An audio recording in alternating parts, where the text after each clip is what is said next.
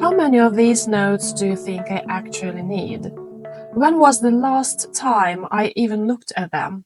Old notes, drafts, and course materials may seem valuable, but in reality, they just take up space and create mental clutter.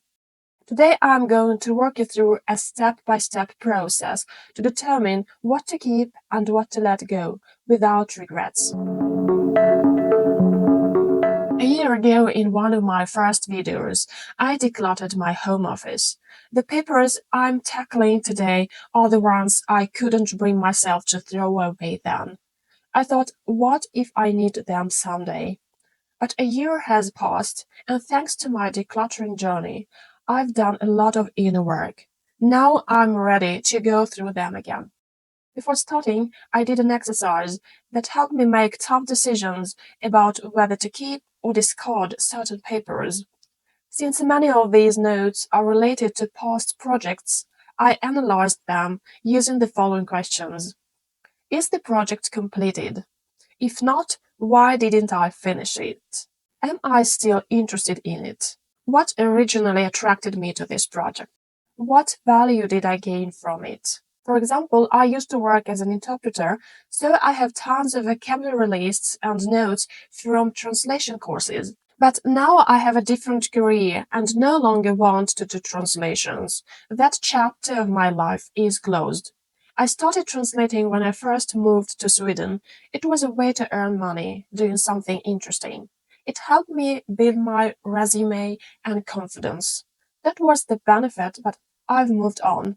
Now, with these reflections in mind, let's sort through the papers using my decluttering method. To make the process easier, I divide everything into 4 categories. Category number 1, relevant and useful. These are notes you actively use. Current plans, work documents, ongoing courses. Since my papers sat untouched on my floor for a year, I realized that none of them belong in this category. Category number 2, outdated and unnecessary. Old notes, unnecessary printouts, and outdated projects take up space without adding value and should be discarded. Since I already reflected on my past projects, letting go of most papers became easier. However, I struggled with my old glossaries and terminology lists. I spent countless hours compiling them, sacrificing time with family and even my health. But time spent is not a valid reason to keep something. Instead, I remind myself of the skills and knowledge I gained. When something is still hard to let go of, I set it aside for the uncertain category, which we'll discuss later. Category number 3, sentimental items. This might include old journals, notes from your first job, your first business cards, or past marketing materials. Keep only 1 or 2 meaningful pieces. If you want to preserve something but not keep it physically, digitalize it. I'll cover sentimental decluttering in more detail in a future video. Category number 4, uncertain. These are notes that seem useful but aren't clearly necessary and need further review. Often we hold on to them due to fear or self-doubt or psychological attachments. Let's analyze them further in the next step. Step number 2. Reviewing uncertain notes. Let's go back to my terminology lists, the ones I struggled to let go of. A few months ago, I received a request to renew my translation certification. This would have meant taking an exam requiring serious preparation. I had neither the time nor the desire, so I made the difficult decision to let it go. But the papers remained, triggering doubts. What if I lose my job? What if I have to go back to translating even temporarily? I realized that this was fear talking. These papers felt like a safety net.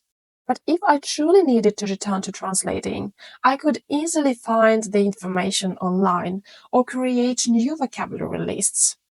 Keeping these papers wouldn't help. I probably wouldn't even use them. So I choose to trust myself and let them go with gratitude. To decide whether to keep or discard the papers from the uncertain pile, ask yourself, why am I keeping this? Is it fear of losing information or something else? If this paper disappeared right now, would it be a real problem for me? Can I find this information elsewhere?